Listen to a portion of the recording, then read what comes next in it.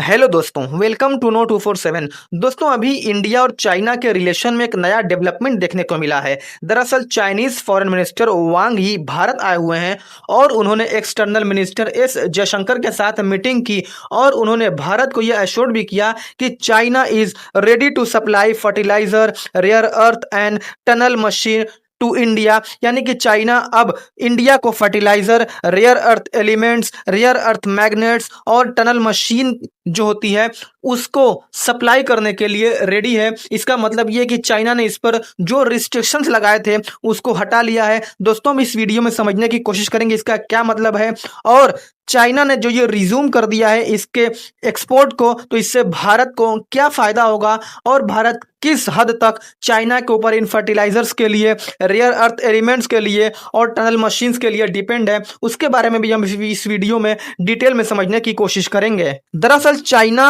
अपना 30% of the fertiliser India को supply करता है, जैसे यूरिया, एनपीके, डीएपी, ये फर्टिलाइजर के टाइप से उसके प्रकार है और 30% वो इंडिया को सप्लाई करता है। और ये जो फर्टिलाइजर्स है ये सीधे सीधे यानी कि डायरेक्टली वो इंडियन एग्रीकल्चर को इम्पैक्ट करते हैं, क्योंकि जो एग्रीकल्चर है वो बिना फर्टिलाइजर्स के आगे नहीं बढ़ सकता है। एग्रीकल्चर यानी कि सिंचाई, जो फसल की पैदावार होती है उसके लिए फर्टिलाइजर बहुत ही ज्यादा जरूरी होता है। इफ द सप्लाई स्टॉप्स, अगर इस जो ये फर्टिलाइजर है इसकी सप्लाई को रोक दिया गया, यानी कि चाइना ने इसकी सप्लाई को रोक दिया, तो जो फार्मर्स है उनको बड़ी प्रॉब्लम का सामना करना पड़ता है और जो फर्टिलाइजर के प्राइसेस हैं वो इंक्रीज हो सकते हैं, वो बढ़ सकते हैं, क्योंकि उनकी डिमांड ज्यादा हो जाएगी। अगर चाइना ने उसके एक्सपोर्ट को रोक दिया तो डिमांड हाई होगी, जिससे फर्टिलाइजर की जो कीमत है वो बढ़ सकती है और इसका सीधा सीधा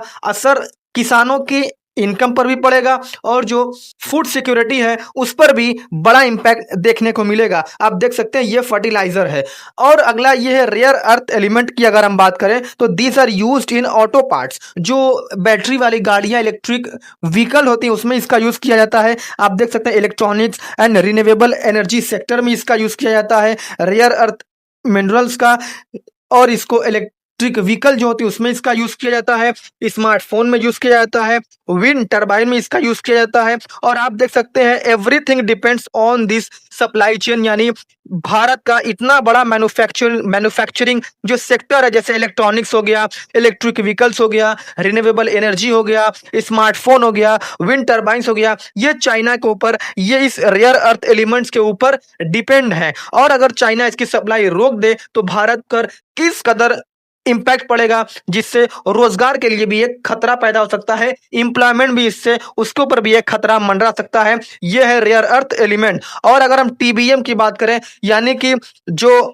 टनल बोरिंग मशीन होती है, टनल बोरिंग मशीन, इसका यूज जो मेट्रो प्रोजेक्ट होते हैं, हाईवे टनल्स होती हैं, स्मार्ट सिटी प्रोजेक्ट होती हैं, यानी कि जो टनल को खोदने के लिए, टनल को बनाने के लिए इस जो टनल बोरिंग मशीन है इसका यूज किया जाता है और इसको भी भारत को चाइना से इंपोर्ट करना पड़ता है। इन मशीनों को आप देख सकते हैं, ये है टनल बोरिंग मशीन, इसी को और इसको और ये जो फर्टिलाइजर है, ये इन तीनों को चाइना ने रिस्ट्रिक्ट कर दिया था जब 2020 के अंदर गलवान के अंदर इंडिया और चाइना के बीच क्लैश हुआ था। तो उसके बाद चाइना ने इन तीनों के ऊपर रिस्ट्रिक्शंस लगा दिए थे, इनके एक्सपोर्ट को बंद कर दिया था। अभी जो मीटिंग हो रही है और जो चाइना के फॉरेन मिनिस्टर इंडिया आए हुए हैं उन्होंने ये आश्वासन दिया और ये एश्योर किया है कि वो जो इस पर लगे हुए रिस्ट्रिक्शंस है उसको हटा देंगे। एक तरीके से अगर हम कहें कि अगर चाइना ने इनकी सप्लाई रोक रखी थी 1 साल तक, इसका मतलब था कि भारत को अल्टरनेटिव भी ढूंढने पड़ रहे थे, क्योंकि चाइना ने इसकी सप्लाई रोके हुए थी।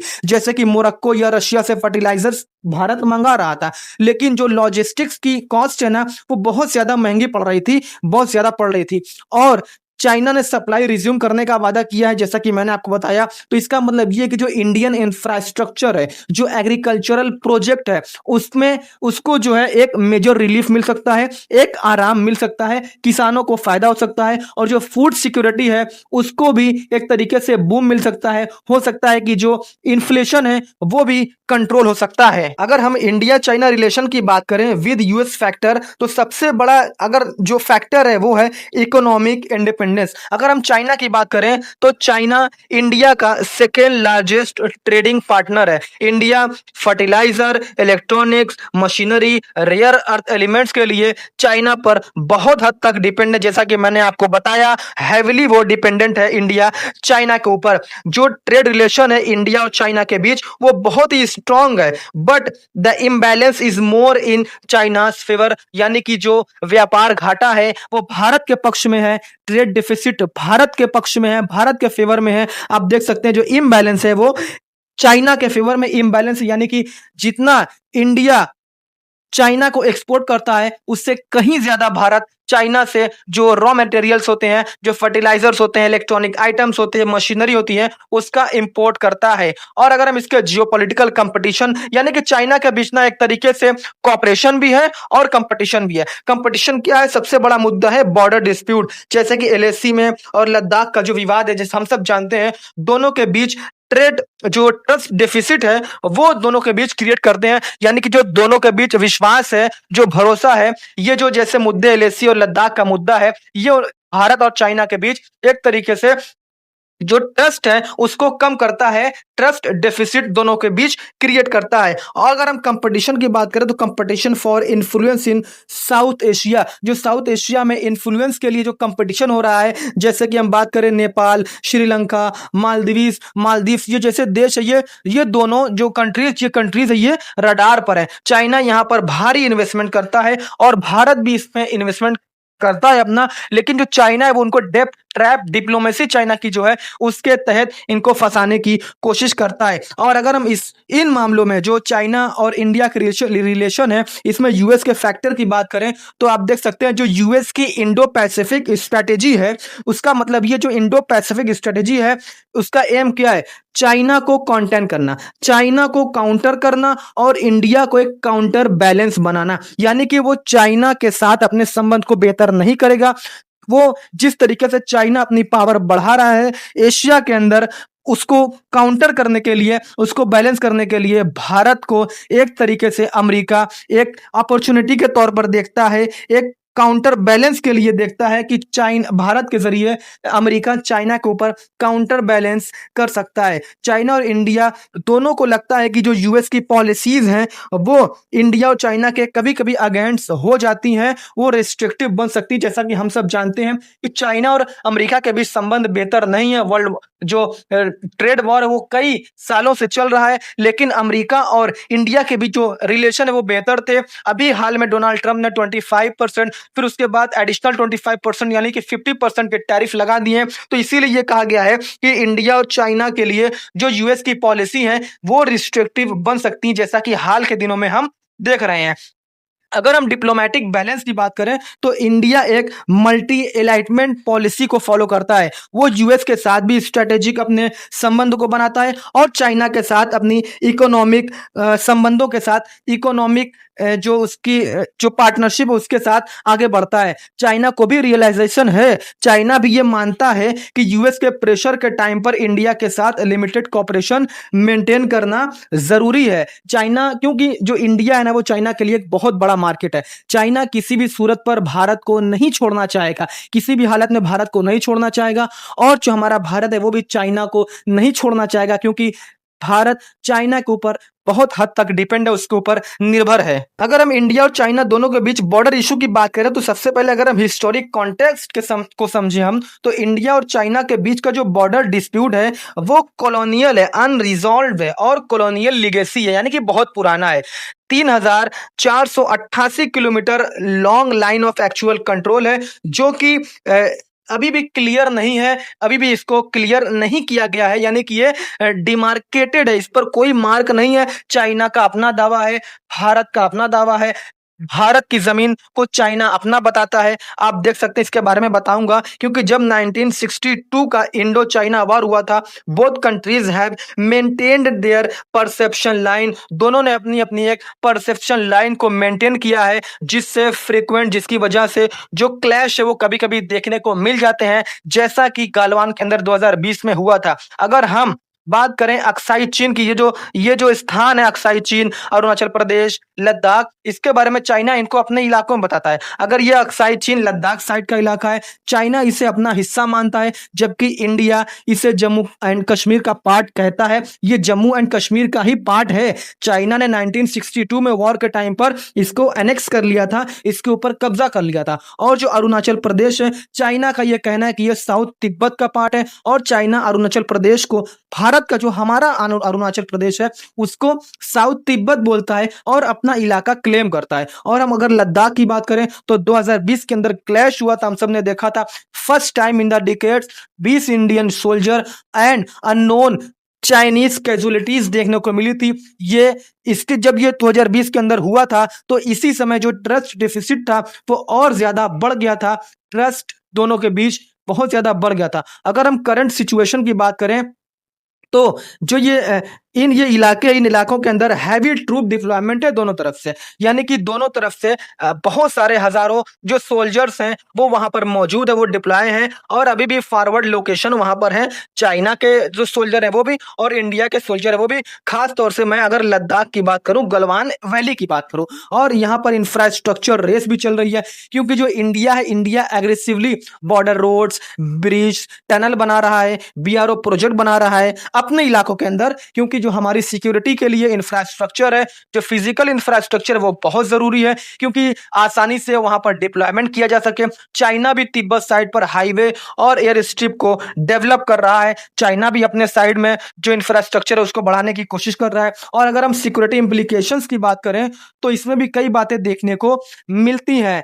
इंडिया टू फ्रंट चैलेंज का सामना कर रहा है। एक तरफ पाकिस्तान है, दूसरी तरफ चाइना है। दोनों एक्टिव बॉर्डर पर भारत के लिए प्रेशर क्रिएट करते हैं। दूसरा है रिसोर्स स्ट्रेन, यानी कंटिन्यूअस जो ट्रूप्स हैं, जो सोल्जर्स हैं, उनका डिप्लॉयमेंट से जो हमारा डिफेंस बजट है, जो हमारी मेन पावर, यानी कि डिफेंस बजट हमारा बहुत ज्यादा बढ़ रहा है, और जो हमारी मेन पावर है वो भी स्ट्रेस रहती है। जो हमारी सेना कह दें या जो हमारे पॉलिसी मेकर्स कह दें, जो हमारे डिफेंस से जुड़े हुए लोग कह दें, वो भी स्ट्रेस में रहते हैं। और अगर हम इसकी स्ट्रेटेजिक वल्नरेबिलिटी की बात करें तो चाइना की पाकिस्तान के साथ क्लोजनेस है। बहुत हद तक चाइना के जो और पाकिस्तान के संबंध है वो एक दूसरे के साथ बहुत बेहतर हैं और एक दूसरे से जुड़े हुए हैं। जैसे कि सीपीईसी है, ग्वादर पोर्ट है, चाइना को पाकिस्तान ने दे दिया है, और इससे इंडिया की सिक्योरिटी जो है वो और भी ज्यादा कॉम्प्लेक्स हो जाती है।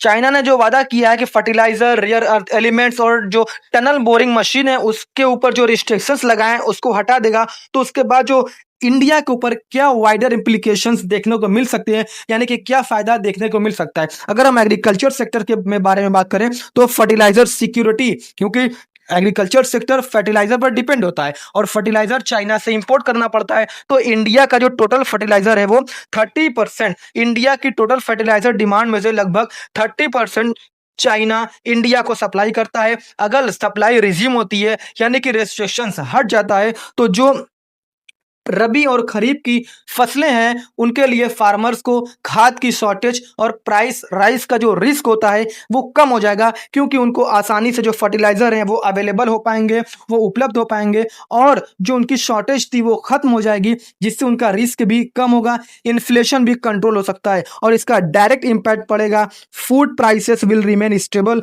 फूड प्राइसेस स्टेबल रहेगा, इन्फ्लेशन भी कंट्रोल में रहेगा, और जो फूड सिक्योरिटी है वो भी बेहतर तरीके से आगे बढ़ती रहेगी। और जो इसका इंडस्ट्रियल एंड मैन्युफैक्चरिंग सेक्टर पर क्या असर पड़ेगा, क्योंकि जो रेयर अर्थ एलिमेंट है चाइना के ऊपर भारत डिपेंड है, जैसे कि Indian EV electric vehicles, auto parts, electronics और रिन्यूएबल एनर्जी सेक्टर है, ये हैविली डिपेंड है चाइना के ऊपर। और अगर चाइना ने इसको रिस्ट्रिक्शंस को हटाया तो Indian manufacturing sector will get relief from Chinese export, क्योंकि जो चाइना के एक्सपोर्ट से इंडियन मैन्युफैक्चरिंग सेक्टर है उसको भी फायदा मिलेगा, उसको भी रिलीफ मिलेगा। लेकिन जो डिपेंडेंस है, जो चाइना के ऊपर हमारी भारत की निर्भरता है वो बहुत ही डेंजरस अभी है, क्योंकि चाइना रेयर अर्थ को एक स्ट्रेटेजिक वेपन के रूप में यूज कर रहा है। जैसा कि यूएस चाइना का ट्रेड वार है, उस टाइम भी इस तरीके से चाइना ने इसको एक तरीके से वेपन की तरह इस्तेमाल किया,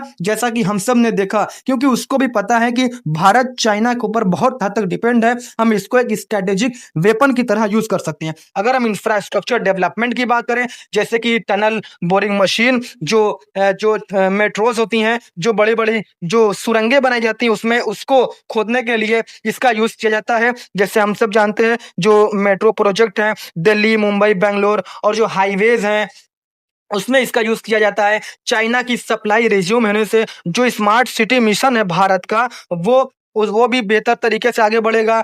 जो टनल है वो भी फास्ट ट्रैक तरीके से, जो हाईवेज हैं, जो इंफ्रास्ट्रक्चर है, वो भी तेजी के साथ डेवलप होंगे। अगर डिले होता है तो कॉस्ट ओवर रन और प्रोजेक्ट स्लो डाउन हो जाएगा। अगर इसके डिलीवरी में लेट हो गई तो जो कॉस्ट है वो ओवर रन हो जाएगी, वो बढ़ जाएगी, और जो प्रोजेक्ट है भारत का, जो इंफ्रास्ट्रक्चर, वो भी धीमा पड़ सकता है, जिससे जो ट्रांसपोर्ट भी महंगा हो सकता है। इससे जो डेली के रोजमर्रा की चीजें हैं उसके ऊपर भी इसका इम्पैक्ट देखने को मिलता है, इसका इम्पैक्ट पड़ता है। इससे जो जियो पॉलिटिकल बैलेंस है वो भी बैलेंस हो पाएगा, वो भी बेहतर तरीके से आगे बढ़ेगा। क्योंकि जो इंडिया चाइना का जो ट्रेड है, इन ट्रेड रिलेशन में जो थॉ है, इसके आने का मतलब ये है कि दोनों कंट्रीज डायलॉग मेंटेन करना चाहती हैं। इंडिया और चाइना दोनों बातचीत करना चाहते हैं, डिस्पाइट बॉर्डर मिसट्रस्ट, बॉर्डर पे जो मिसट्रस्ट है उसके बावजूद दोनों देश बातचीत करना चाहते हैं। ये वर्ल्ड को एक मैसेज है कि वो दोनों एक दूसरे को, चाइना और भारत एक दूसरे को इग्नोर नहीं कर सकते हैं, लेकिन इंडिया को डाइवर्सिफाई करना होगा। जैसे जापान, ऑस्ट्रेलिया, अफ्रीका, जो इनसे फर्टिलाइजर और रेयर अर्थ इंपोर्ट इससे करना पड़ेगा, ताकि जो चाइना पर हमारी जो ओवर डिपेंडेंसी है उसका जो रिस्क है वो कम हो सके। क्योंकि हम चाइना के ऊपर ज्यादा भरोसा नहीं कर सकते हैं, क्योंकि हमारा पाकिस्तान सबसे बड़ा दुश्मन है, और पाकिस्तान और चाइना के बीच जो रिलेशन है वो बहुत बेहतर है। चाइना ने ऑपरेशन सिंदूर के दौरान पाकिस्तान का खुलकर सपोर्ट किया था, और जो हथियार, जो एयर डिफेंस सिस्टम पाकिस्तान ने इस्तेमाल किया था वो भी चाइना का ही था। और अगर हम नेक्स्ट देखें तो स्ट्रेटेजिक एंड जो सिक्योरिटी डायमेंशन है उसमें भी थोड़ा नरमी आ सकती है। अगर ट्रेड कोऑपरेशन दोनों देशों के बीच, इंडिया चाइना के बीच इंप्रूव होता है तो शॉर्ट टर्म में ही सही दोनों देशों में जो बॉर्डर टेंशन है उसमें नरमी आ सकती है, वो थोड़ा सॉफ्ट हो सकती है। लेकिन चाइना पैरेलल अपने बॉर्डर इंफ्रास्ट्रक्चर और मिलिट्री बिल्डिंग पर ध्यान दे रहा है। वो वहां पर जो उसका ऑपरेशन है, यानी कि जो उसका इंफ्रास्ट्रक्चर बिल्डिंग है, जो मिलिट्री की जो उसको एम्पावर करना है, उसको चाइना आगे बढ़ा रहा है, वो उस पर नहीं रुकने वाला है। इसलिए इंडिया को अपना डिफेंस जो प्रिपेयर्डनेस है, जो डिफेंस तैयारी है, इकोनॉमिक एंगेजमेंट है, दोनों को बैलेंस करना होगा चाइना के साथ, अगर इंडिया डेवलप करना चाहता है और विश्व गुरु बनना चाहता है। और इसके हम ग्लोबल डायमेंशन की बात करें तो यूएस फैक्टर को देखते हुए यूएस के लिए इंडिया एक अलाई है। For the US, India is an ally to counter China in the Indo Pacific.